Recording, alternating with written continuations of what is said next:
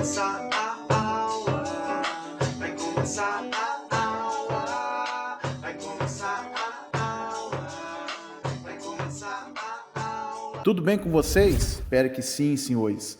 Vamos lá para a aula de leis de Newton, utilizando a prova da Universidade Federal de Uberlândia. Queremos varrer aí alguns anos da prova aí de 2020 a 2017, resolvendo algumas questões. O que é importante? Importante, senhores, ajuda o tio. Como que você pode ajudar? Escreve no comentário. Leis de Newton, física, UFO, que o algoritmo do YouTube vai identificar que isso é importante para esse assunto. E se também quiser colocar a sua cidade, da onde você está falando, seria legal também, tá?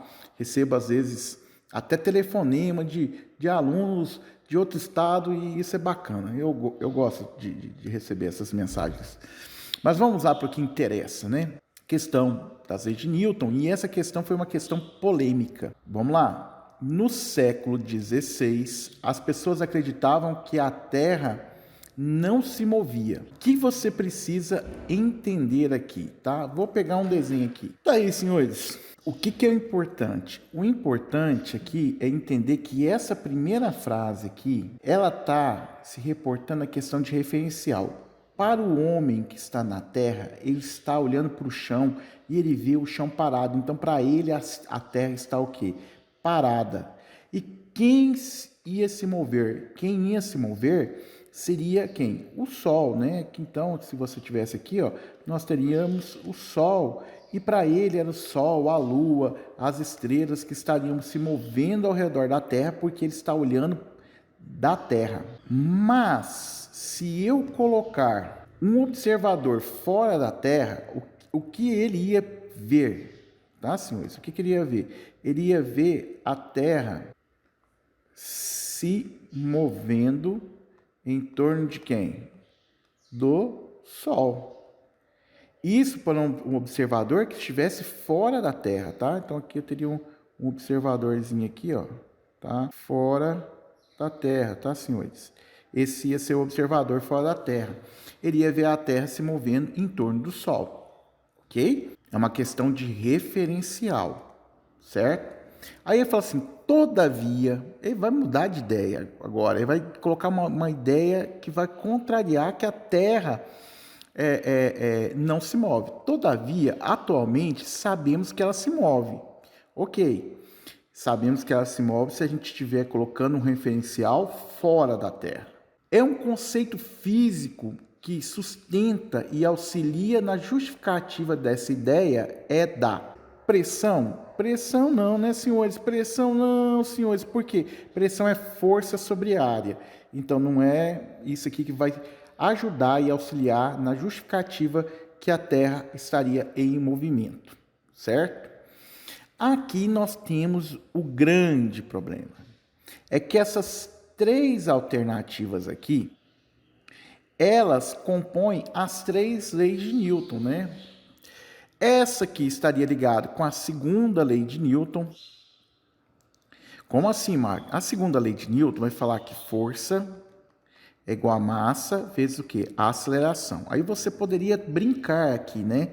Que força é igual a massa. O que é aceleração? É a variação da velocidade em relação a quem? Ao tempo. Esse tempo está dividindo, passa para cá o quê? Multiplicando. Então, eu teria o quê? Eu teria que força vezes o intervalo de tempo seria quem? A massa vezes a mudança de velocidade. Isso daqui a gente ia chamar de impulso, força vezes o tempo, esse intervalo de tempo é o impulso, e a massa vezes a variação da velocidade, né? Massa vezes a velocidade, quantidade de movimento. Inércia estaria ligado à primeira lei de Newton, tá certo? Não é a primeira lei de Newton, né? Que eles falam assim, lei de Newton e Galileu, lei de Newton, ou poderia falar também lei da inércia, tá?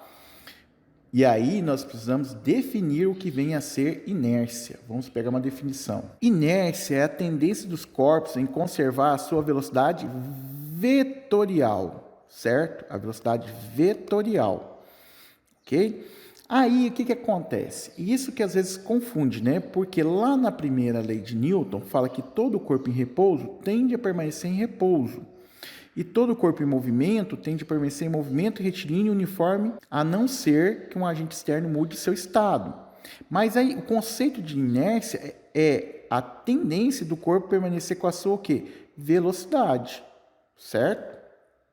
Ação e reação está ligado com quem? Com a terceira lei de Newton. Todas elas são leis de Newton? São. Todas elas estão ligadas com movimento? São. Mas assim, agora nós temos que prestar atenção na pergunta. A pergunta é essa aqui. Um conceito físico que se sustenta e auxilia a justificativa da ideia que a Terra está em movimento. Ora, qual que é essa ideia? A ideia que ela está em movimento, né? Agora ele está pensando no referencial fora da Terra, né? Já discutimos isso. É que todo corpo em movimento ele tende a permanecer com essa velocidade constante. Todo corpo em movimento tende a permanecer em movimento. Isso que é a ideia de inércia, certo? Agora, a primeira lei de Newton, ele complementa que todo corpo em movimento tende a permanecer em movimento retilíneo que uniforme, a não ser que um agente externo haja sobre esse corpo. Então, aqui, a resposta correta seria qual? Inércia. Certo, senhores? Mas isso daqui deu muito pano para manga. Agora, aqui que tá, às vezes você não vê isso. Não vê por quê? Porque fez o vestibular e passou, né? Ou não pesquisa. Aqui, senhores, ó, nós começamos a ver aqui várias justificativas, tá? Ó, várias justificativas que os alunos colocaram aqui, querendo que mudasse o gabarito da prova. Você pode pedir para mudar o gabarito da prova? Pode. Olha o que esse aluno escreveu. Nenhuma das alternativas apresenta um conceito físico para explicar o movimento da Terra. Ele não está pedindo para explicar o movimento da Terra nem nada. Ele está perguntando qual é o conceito físico que pode nos ajudar a compreender movimento. Segundo o gabarito disponibilizado, a alternativa correta é a letra C, depende do tipo de prova, tá? Inércia. No entanto, para isso, seria necessário pressupor que a Terra sempre esteve em movimento. Gente, agora aqui que tá. Uma vez que um corpo entrou em movimento, ele tem inércia, certo? Se ele estava em repouso, também tinha inércia, mas uma vez que ele entrou em movimento, ele tende a continuar o quê? Em movimento, a não ser que um agente externo mude seu estado, certo? Então, por inércia, né, que ele já tinha que estar em movimento. Não, você pode colocar um objeto em movimento e a partir daquele momento ele tem uma inércia, certo? Que fala que ele terá uma tendência de permanecer com seu vetor velocidade constante, tá? Assim contínua. Se o conceito servisse para explicar o movimento, também serviria para explicar a imobilidade. Gente, ele não pediu para explicar. Olha bem, o aluno aqui na hora de justificar, ele está falando que ele pediu para explicar. Não. Aqui já tem um texto mais longo, mais elaborado. Fala assim, atualmente, graças à lei de Newton, sabemos que a Terra sofre atração do Sol, pois se não fosse assim, ela não estaria em órbita e seguiria uma trajetória retilínea, mantendo-se seu movimento e caracterizando o que chamamos de inércia do movimento. Aí que o aluno teria que pensar o seguinte, ó. O que ele está falando? Que a Terra, tá? Ela, na hora que ela está aqui, ela tende, pela primeira lei de Newton, continuar em movimento retilíneo o quê? Uniforme, mas ela sente uma força da gravidade que vai fazer ele ter esse movimento elíptico, tá? Certo? Mas a questão é o que é inércia. Inércia, volto a repetir, é a tendência dos corpos, né, em conservar sua velocidade o quê? Vetorial. Se o corpo está em movimento, ele tende a continuar o quê? Em movimento, a não ser que um agente externo, quem é um agente externo? O Sol, né, haja sobre esse corpo. Mas ele não está perguntando para explicar isso, tá? Bom, aí você pergunta assim, quem são esses alunos aqui do lado que questionaram? A maioria deles alunos de medicina. Por quê? Porque aqui na primeira fase nós temos uma nota de corte. Vamos supor que o aluno de medicina, a nota de corte foi 90. Quer dizer, quem tirou 90 para cima vai fazer a segunda fase, certo?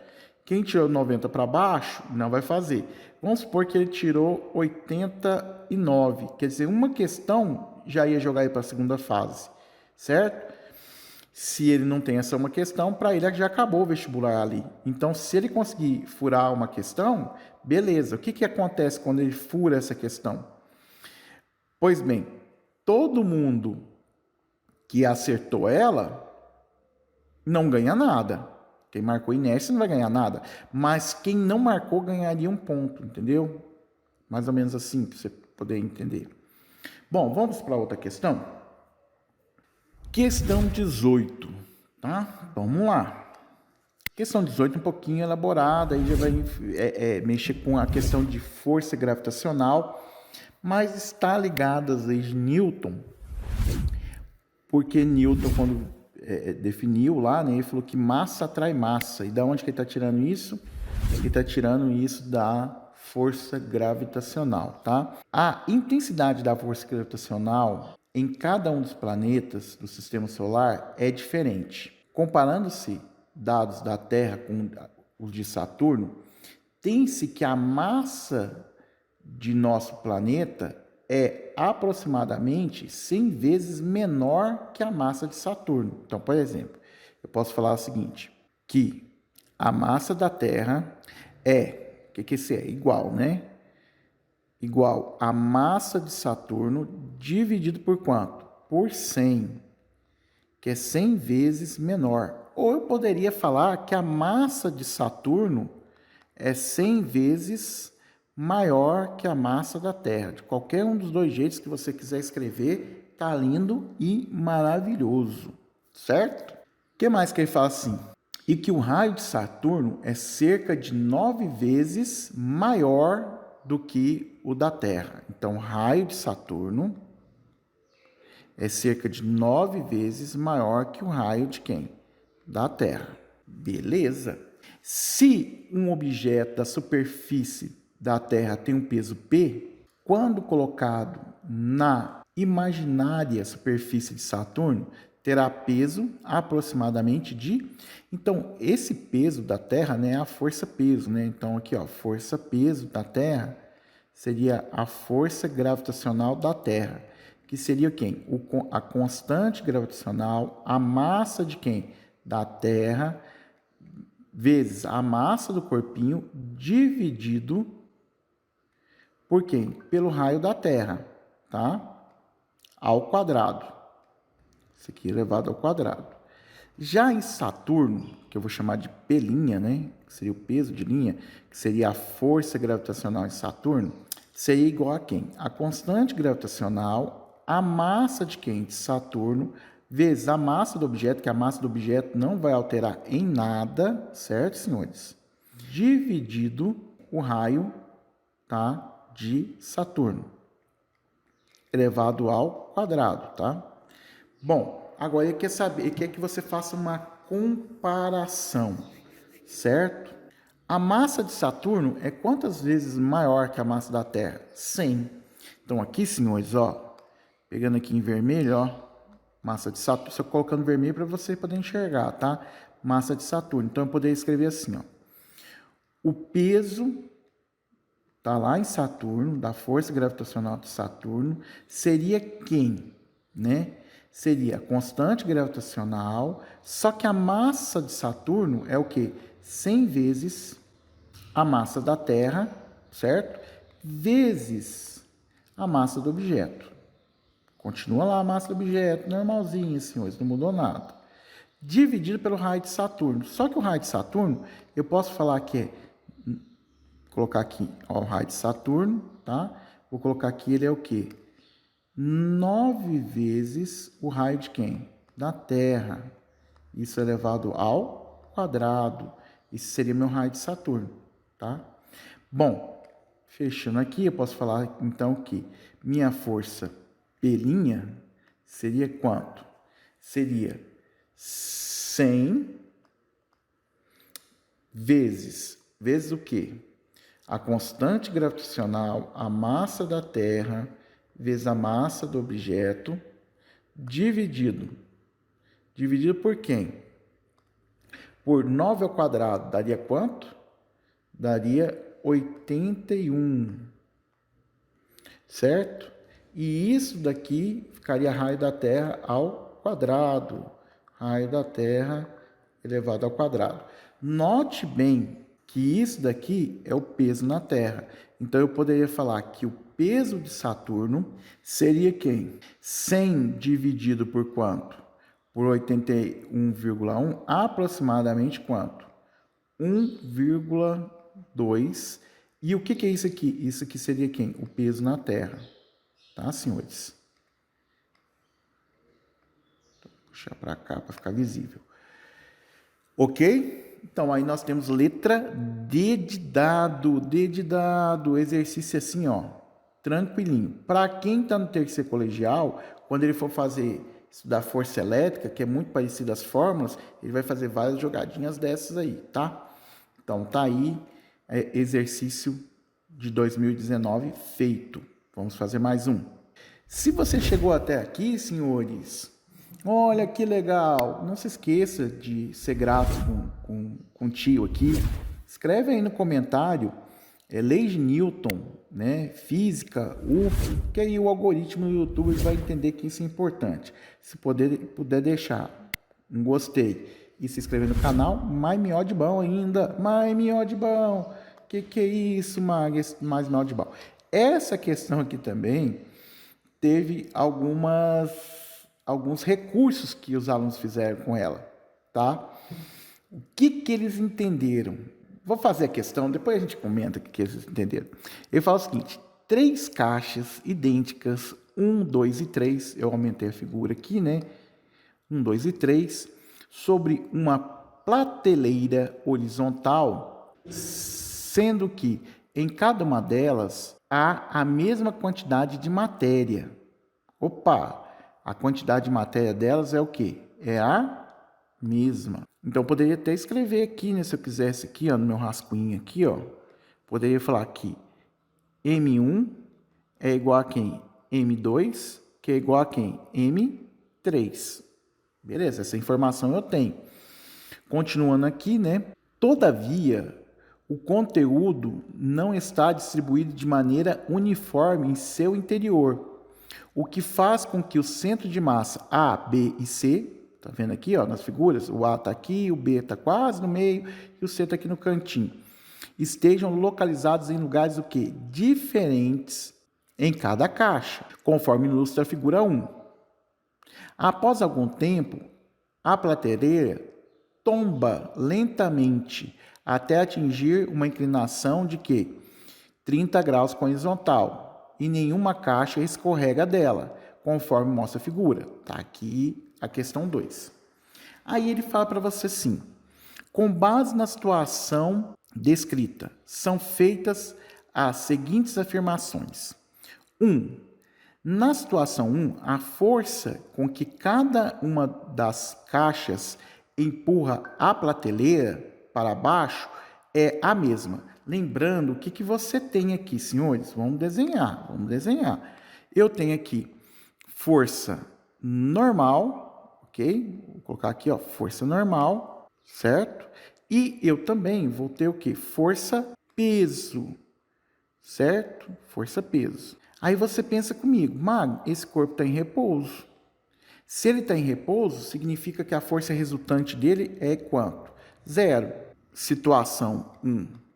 Ele se encontra em repouso. Isso me leva a entender que a força resultante nesse corpo tem que ser igual a 0. Então, o peso é igual a quem? A normal. Beleza. Mas o que vem a ser força-peso? Força-peso é quem? Massa vezes quem? A gravidade. A gravidade para todos eles aqui é a mesma. A massa é a mesma. Conclusão, a força-peso que age em cada uma delas é a mesma. Que fala assim, a força com que cada caixa empurra a prateleira, né? A força-peso aqui no caso seria o quê? Igual, certo? Ele falou que é a mesma. A 1 está verdadeira. Se a 1 está verdadeira, eu já posso eliminar, ó, letra D, letra C. Eu ficaria com A e com B, certo? Agora, o que ele vai falar? Item 2, tá? Eu sei que tá pequenininho aí, mas na descrição do vídeo eu vou colocar o texto para você, tá? Aí você pode pegar o texto lá. Na situação 2, a caixa 3 não estará como mostra na figura, pois terá tombado por estar na parte mais alta da prateleira. Tá. Independente se você está na parte mais alta da prateleira, o que julga é o quê? É a inclinação. E para ela tombar, certo? Para ela tombar, a força-peso, que está aqui, que é vertical, teria que estar fora da base, tá? Então, aqui, ó, a força aplicada aqui não estaria, a força-peso aplicada nesse corpo aqui, certo? Não estaria fora da base. Agora, essa força-peso vertical estaria fora da base. Quem iria tombar, quem iria girar aqui, né? Aqui apareceria um torque, tá, senhores? Então, aqui, ó, esse objeto ia girar para cá, certo? Aqui eu teria um torque. O centro de massa está fora da base de apoio, então ele ia girar. A alternativa 2 está furada, ela é falsa. Então aqui, ó, posso eliminar a letra B. Já fiquei com a letra A, né? Ele fala assim, na situação 2, as 3 caixas não estarão como mostra na figura, pois estarão tombadas. A 2 não tomba e a 3 não tomba, tá? Sujeitas à mesma inclinação em relação horizontal e possuem todas a mesma massa. Então, a 2, ele fala que as 3 vão tombar. As 3 não vão tombar. Falsa. Nós temos aqui a alternativa A de amor, tá? Que é a verdadeira. Agora, isso aqui gerou discussões, certo? Aí ele fala o seguinte, olha o que o aluno vai escrever aqui para tentar justificar, falar que não concorda com a resposta, tá? Ele fala assim, a alternativa A não pode estar correta, pois julga a afirmação 1 como verdadeira. Esta que contém a informação de 3 caixas dispostas sobre a prateleira, aplicando uma mesma força para baixo. A afirmação 1 está errada porque, ao estudarmos alguns princípios de torque, percebemos que quanto maior a distância da força a ser aplicada ao ponto fixo, menor vai ser essa força. A prateleira está fixa na extremidade direita. Assim, a força que a empurra para baixo e a faz girar é menor do que na caixa 1 e maior na caixa 3. Veja bem o que muitos alunos colocaram lá e estão falando. Ele está falando da situação 1. Na situação 1, meu amigo, não vai ter torque. Não vai ter torque. Que para haver torque, eu preciso, preciso lembrar a fórmula de torque, né? Torque é o quê? É força vezes o braço de alavanca, que alguns livros chamam de D, vezes o quê? Vezes o seno do ângulo. No caso aqui, se você falar assim, é a força-peso que vai causar o torque. Você vai colocar assim, a força-peso vai causar um torque. Mas a força-peso e o braço aqui estariam formando um ângulo de 0 grau, certo? Seno de 0 é 0. Portanto, o torque é 0. Ele não vai girar. Aqui, senhor, a força-peso, né, vai estar em relação ao braço aqui, se você quiser desenhar, né, vai ter um ângulo. Vou colocar de outra cor, né? Ficou preto, né? Aí não dá para enxergar, né? Se você colocar aqui, ó, a força-peso terá um ângulo formando aqui entre os dois, né? Entre o braço aqui, né? A distância aqui da alavanca com a força. Haveria um ângulo. Então, o seno não seria 0, tá?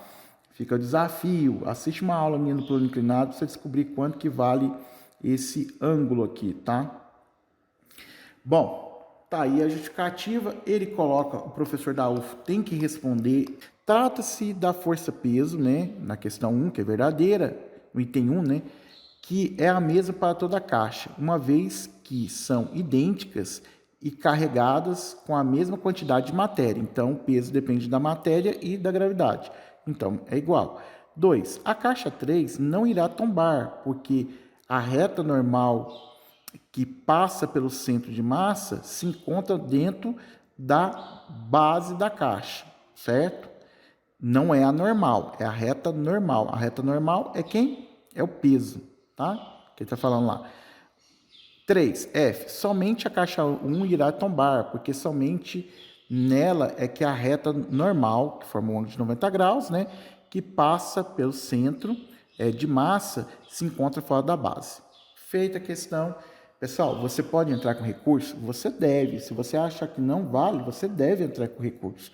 Mas antes de entrar com recurso, pega um livro de física, se baseia, coloca uma referência, livro Halliday e outras referências aí, certo, senhores? Questão do vestibular da UFO, senhores. Se você está chegando aqui justamente para essa questão, já pulou aqui para ela direto, por gentileza, não esqueça de ser grato, de curtir, compartilhar, se inscrever no canal. Se puder escrever no comentário, Lei de Newton, Física, UFO, isso ajuda demais as pessoas a localizarem esse vídeo. Te agradeço muito, mas bora lá para o exercício. Um episódio impressionante passou despercebido durante o treino oficial do GP da Austrália de Fórmula 1. Durante a volta rápida que lhe rendeu a pole, Lewis Hamilton foi submetido a uma força G de surreais 6,5 G na curva 11 do circuito de rua de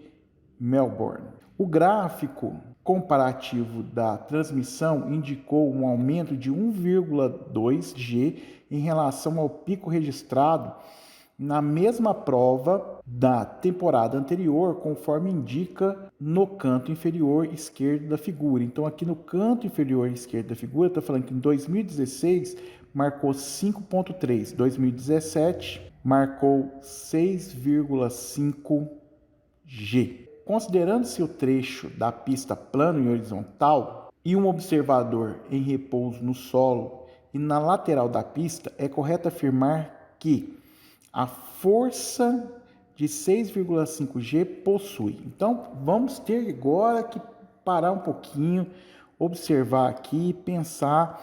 O que ele falou para mim? Que eu tinha aqui na lateral, certo, senhores? Aqui, ó, eu vou ter um observador aqui, eu vou ter um amiguinho nosso aqui, certo? Então, tá aqui o nosso amiguinho aqui na lateral da pista, ok? Então, ele está aí, ó. Definimos o referencial. Pois bem, nós vamos ver, e aqui, senhores, vocês vão ter que ter um pouquinho de paciência, porque eu não vou ficar desenhando carrinho, não. Eu vou desenhar, pegar um corpo qualquer. Eu coloquei essa bolinha aqui na curva, representando um outro carro, tá ok? E aí a gente começa a pensar, vamos começar a analisar aqui. Baseado na primeira lei de Newton, todo corpo em repouso tende a permanecer em repouso, e todo corpo em movimento tende a permanecer em movimento retilíneo uniforme. Então, senhores, a trajetória do carro, a tendência dela era o quê? Permanecer em linha reta, certo? Ele passar aqui, ó, reto nessa curva, certo? Bom, para que ele faça a curva, precisa ter um agente que vai mudar a direção da velocidade em relação ao tempo. E esse agente vai ter que ser uma aceleração, certo? E essa aceleração não quer dizer que ela é centrípeta, não quer dizer que é um movimento circular, que isso aqui é uma circunferência perfeita, mas essa aceleração tem que estar para dentro da curva. E ele falou que essa aceleração, né, vai causar um efeito que fosse como 6,5 G, né? 6,5 vezes a força da gravidade, né, do peso dele, ok? Pois bem, isso para o referencial inercial, para o homem que está olhando aqui, ok? Fora aqui, né, da curva aqui, olhando aqui, encostado aqui na pista, referencial inercial. Para o piloto, agora que muda a situação, o piloto agora é um referencial não inercial, tá certo? Para ele, para o piloto, essa aceleração seria aceleração centrífuga, que não existe nos referenciais o quê? Inerciais. Para o piloto, vai aparecer então aqui para nós uma força, tá? E a aceleração vai acompanhar para ele, à esquerda. Então, para ele aqui, senhores, estaria aqui essa aceleração aqui centrífuga, que eu vou chamar de CF. Mas isso aqui é para ele. Então, o que eu estou falando? É que se o cara vai fazer uma curva para a direita, ele tem a impressão que tem alguém empurrando ele para onde? Para a esquerda. Se ele vai fazer uma curva para a esquerda, ele vai ter a impressão que vai ter alguém fazendo uma força para onde? Para a direita. Certo? Isso a percepção do piloto. Mas a percepção não é do piloto, é de quem está olhando de fora, aqui, paradinho na pista.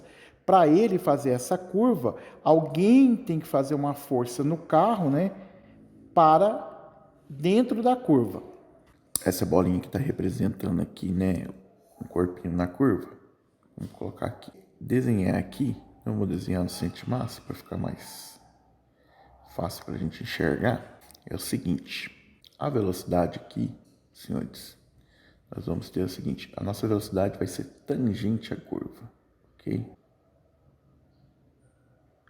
Então aqui estaria a minha velocidade. Meu vetor velocidade estaria aqui.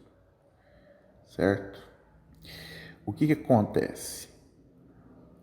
Nós, quando fazemos a curva, nós temos uma tendência de escorregar. Então aqui a gente teria uma tendência do carro escorregar, né? Então aqui para essa direção, certo? Aí nós, para não, como a gente não vai escorregar, existe uma força de atrito aqui, tá certo? Então existe uma força de atrito. E aqui que veio toda a confusão do exercício. Essa força de atrito aqui que está aqui, né?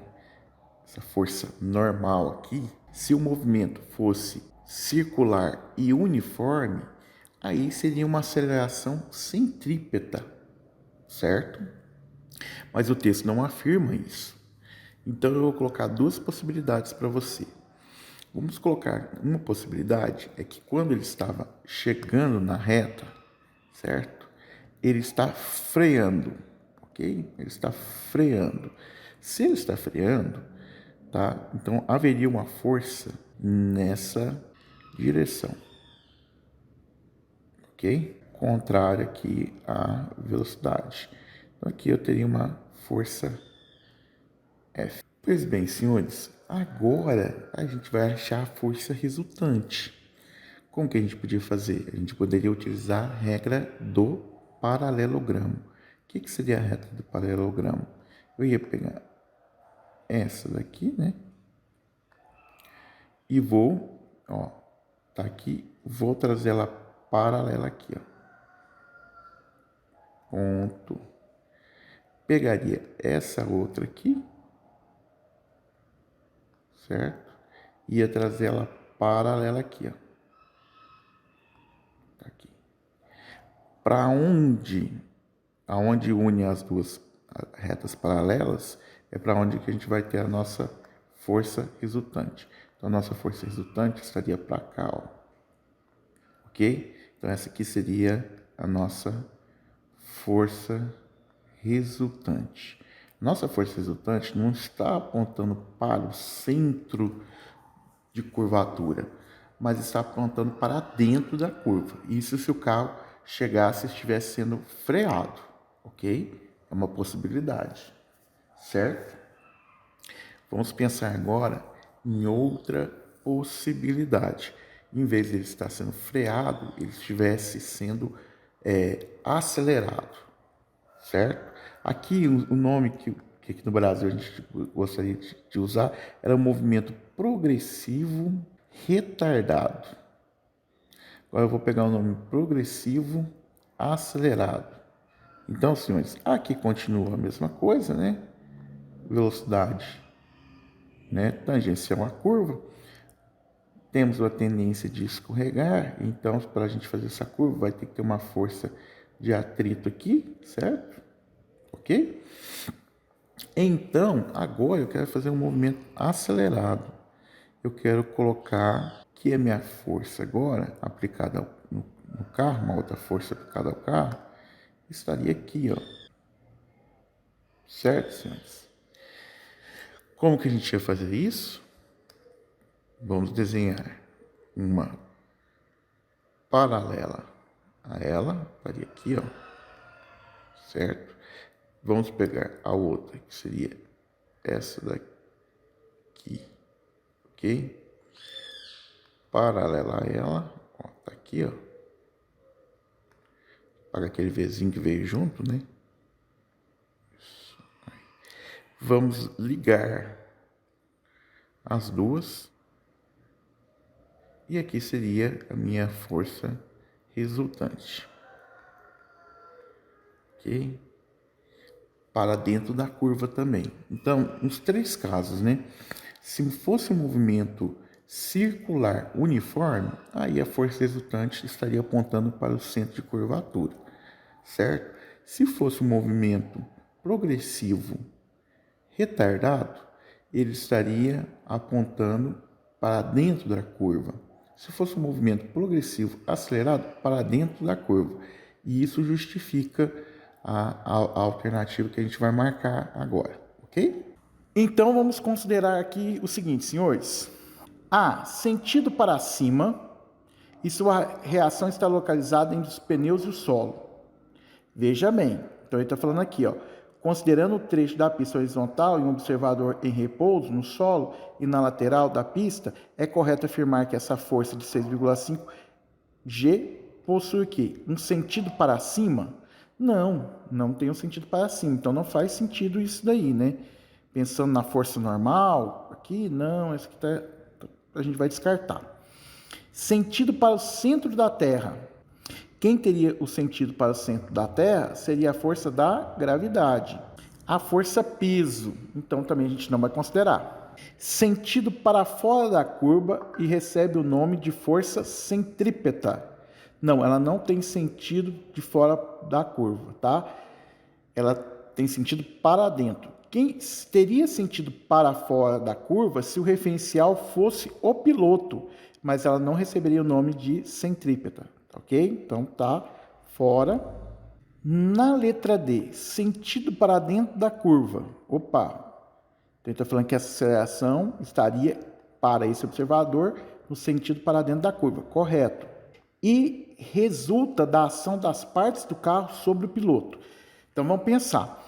Para o carro fazer uma curva aqui, né, senhores? Então teria que ter uma força, né, entre o pneu e o solo, né, provocando essa aceleração para dentro da curva.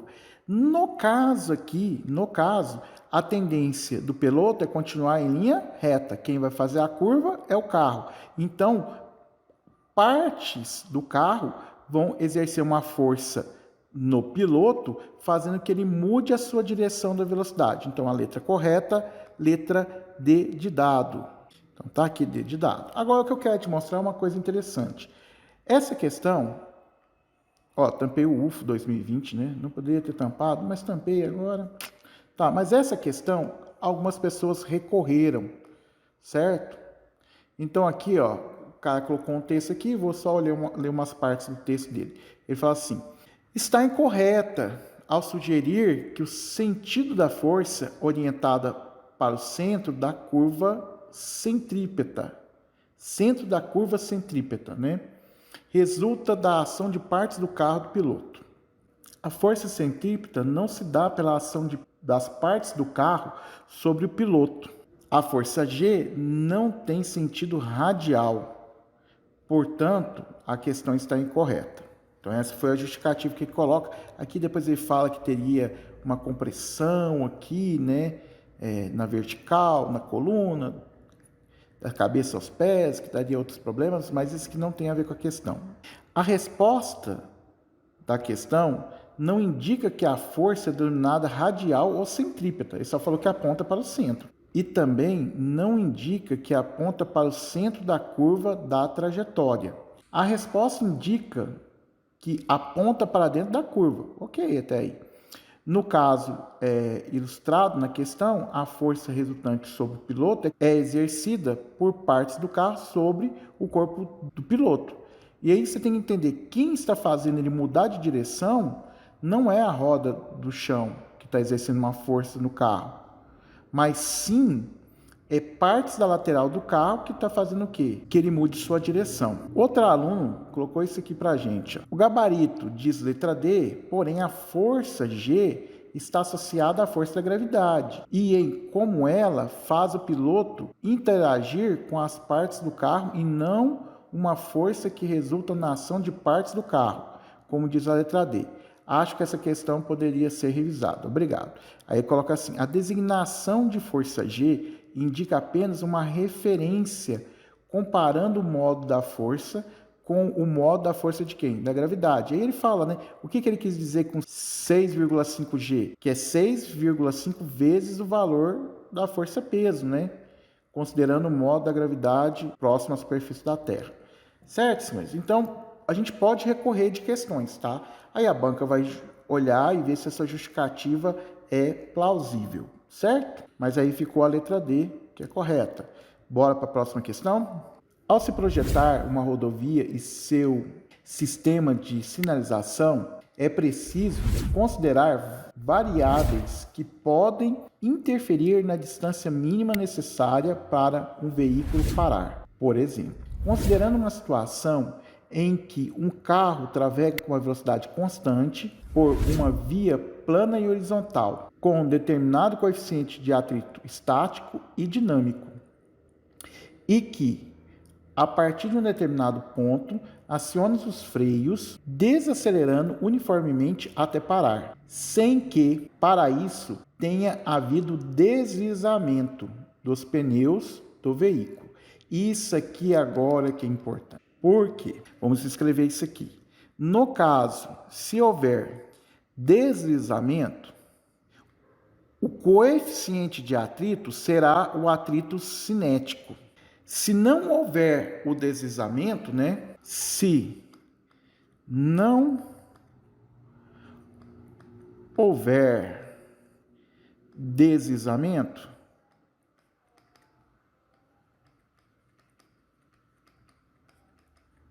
o coeficiente de atrito será o estático. Não, Marino, bugou meu coração agora. Senhores, é o seguinte aqui, ó. Só para a gente lembrar, hein? O coeficiente de atrito estático é maior que o coeficiente de atrito cinético. Daqui a pouco eu vou entrar em detalhes com isso aqui para você, tá? Mas guarde isso daí e vou justificar porque quem é um e quem é outro, ok? Então, não tendo deslizamento, estático. Deslizou, travou a roda, como aqui nós em Minas fala, derrapou o carro, aí o coeficiente de atrito é cinético, ok? Então, vamos lá, senhores. Vamos ver aqui o restante do exercício. Desconsidere as perdas pela resistência do ar e o atrito entre os componentes mecânicos do veículo. A respeito da distância mínima de frenagem, nessa situação descrita, são feitas as seguintes afirmações. Nossa, Marcos, você desenha um carrinho bonitinho demais da conta. Que é isso aqui, senhores? É o nosso carrinho aqui, muito top. Olha lá, o que você vai ter? Você vai ter o seguinte, você vai ter a força peso. Estamos aqui, senhores, ó, força peso. Nós vamos ter o que? A força normal, certo, senhores? Então, aqui, ó, seria a força peso. Aqui seria o que? A força normal. Mas o carro estaria com uma velocidade. Então, vou desenhar aqui, ó, para a direita, o meu carro com uma velocidade, certo? Mas eu desejo parar o carro. Para parar o carro, então eu vou ter que fazer uma força à esquerda. E essa força que eu vou fazer à esquerda seria justamente a força de atrito.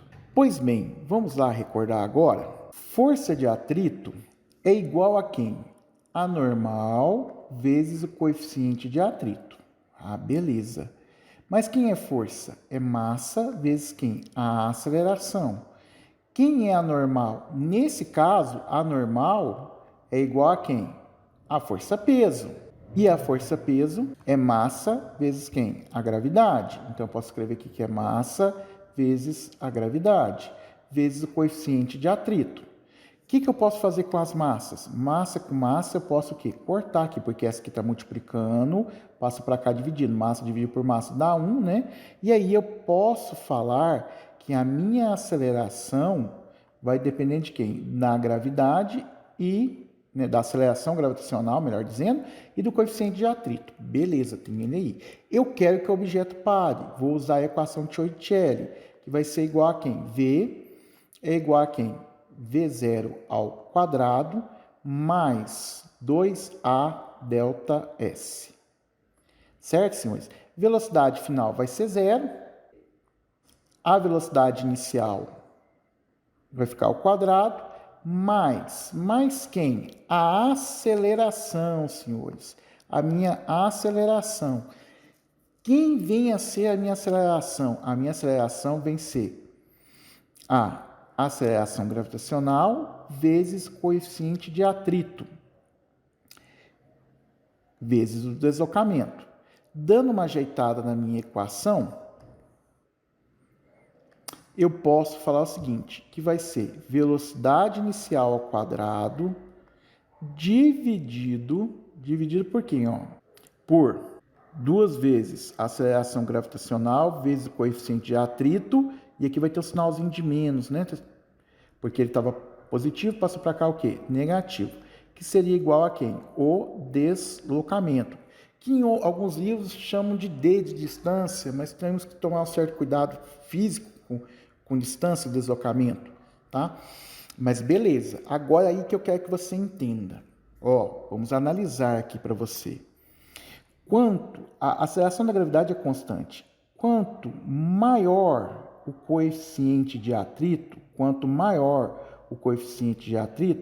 menor será o quê? O meu deslocamento. É isso que é importante você entender aqui, olhando para a formulazinha aqui, senhor. Quanto maior o coeficiente de atrito, menor será o meu deslocamento. Agora a gente pode voltar e analisar aqui. O que nós falamos? Se deslizar é o coeficiente de atrito, o quê? Cinético. Se não deslizar, né, se não houver deslizamento, é o estático. Porque quando o carro derrapa, ele desliza, essa distância é maior. Para essa distância ser maior, o coeficiente tem que ser menor. E o coeficiente de atrito cinético é menor que o estático. Então, derrapou, deslizou, tá? É quem? O cinético. Se não deslizou, o freio é ABS, aí é quem? O estático. Então, vamos fazer as considerações agora, depois que a gente analisou isso tudo, né? Então, vamos lá, vamos analisar agora. Vamos analisar. O que ele fala na letra A de amor? Ele aumenta proporcional à massa do carro. Olha, a distância aumenta proporcional à massa do carro? Não, senhor. Porque aqui a gente descobriu aqui, ó, que a distância vai depender de quem? Da velocidade inicial ao quadrado, né? Vai depender do coeficiente de atrito. Qual atrito? Nesse caso, se é menor distância, é o atrito estático. Tá? Então, a 1 está furada. 2. Ela é inversamente proporcional ao coeficiente de atrito estático. Verdadeira.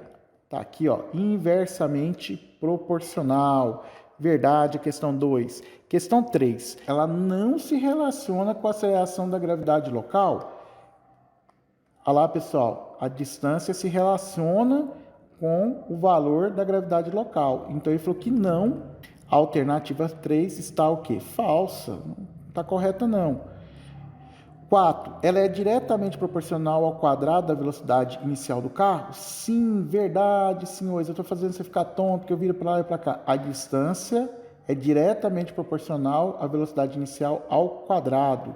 Se nós formos marcar aqui, ó, nós vamos marcar, então, a 2 e a 4. Nós íamos marcar letra B de bola. Tá, senhores? Exercício pronto. Mas aqui fica a dica. Deslizou, derrapou, é o atrito cinético. Freio ABS, que não desliza, na iminência de quase derrapar, né? Quase derrapar, teremos a eficiência de frenagem, aí o coeficiente de atrito estático. Bora para a próxima questão. Bora lá, senhores. Questão aqui que envolve, segundo a lei de Newton, tá ok? Que peso é a massa vezes a gravidade, não é isso? Mas podemos reescrever como sendo a força gravitacional, que é a constante gravitacional, que é igual à massa de quem cria o campo, vezes a massa de quem sente, dividido pela distância ao quadrado, dependendo, dividido pelo raio ao quadrado, ok? Então, essas duas equações estão ligadas uma na outra. Mas vamos ver o exercício, né? Já até te contei a resposta já. Muitas estrelas, em sua fase final de existência, começam a colapsar e a diminuírem o seu diâmetro. O que ele vai falar para nós? O que é diâmetro, né? Uma observação matemática, né? Diâmetro é 2 vezes o quê? O raio. Se você, né, diminuir o diâmetro, o que acontece com o raio também?